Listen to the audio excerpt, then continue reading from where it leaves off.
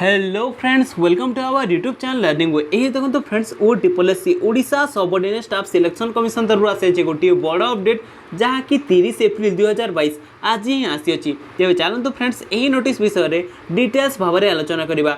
जदि आपण मैंने आम चैनल को प्रथम बार विजिट करते तेज भिडियो को लाइक करी चैनल को निश्चय सब्सक्राइब कर दिंतु यहीपर latest updates गुड़िक पाइबापी।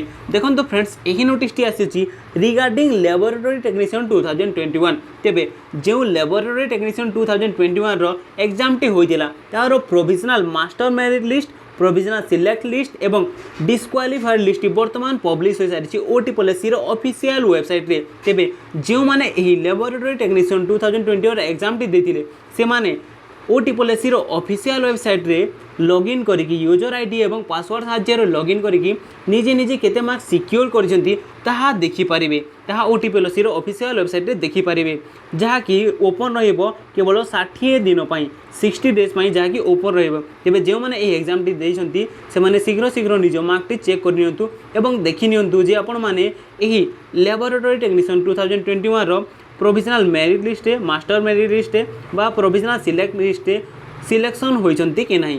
Thank you friends for watching this video. जदि वीडियो इनफॉर्मेटिव लगिला तेबे वीडियो को लाइक करके चैनल को निश्चय सब्सक्राइब कर दियंतु। Thank you.